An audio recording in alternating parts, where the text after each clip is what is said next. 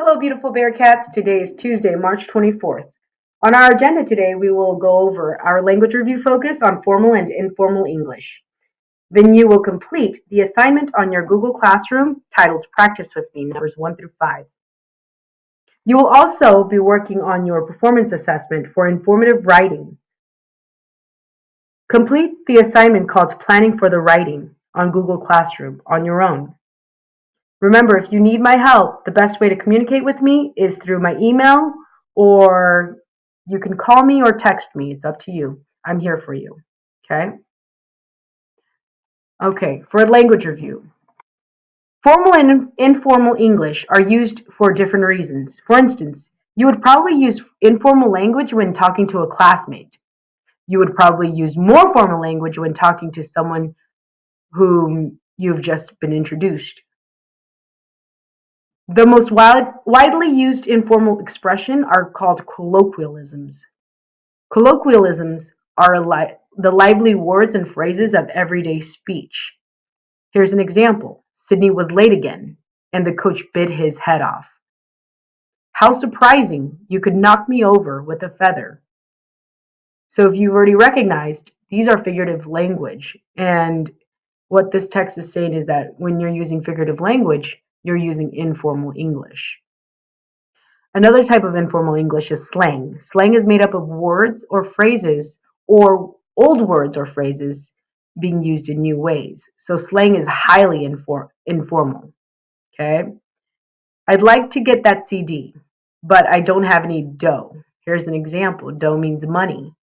Kara is nuts about video games. Nuts means crazy for video games. All right. So remember, colloquialisms and slang can add interest to language. However, they should be only used in the most informal speaking and writing. Do not use colloquialisms or slang in essays, tests, answers, or written and oral reports.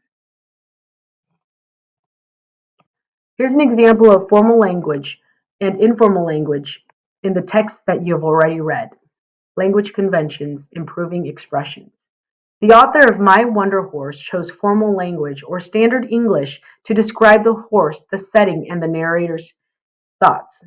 The author of The Ravine from our first collections included informal language such as the word shut up to mimic how teenagers actually sound.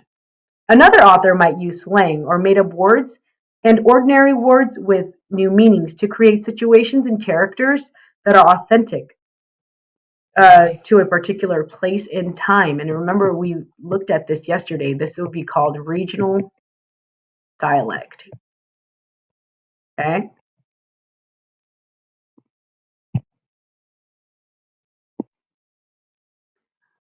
Sometimes writers use a blend of informal and formal language to express certain ideas, or mix formal language with slang to create or highlight a contrast.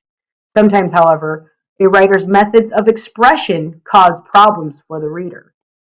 Here are two strategies you should use to improve expression in writing. Make sure you consider your audience. Is your audience a group of students your own age, younger children, or professional adults? Depending on who you're talking to, you can choose to use more informal language, or you could choose to use more formal language, especially if you're talking to an older or professional type of audience. Use a consistent method of expression. When you choose one type of expression, make sure that you stick with it the entire time, because when a writer starts to stray from one method of expression to another, the readers may be confused and wonder, who's this writer talking to?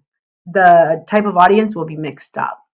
Okay, so make sure that when you're using one type or method of expression, you stick with it the entire way. Let me know if you have any questions, okay?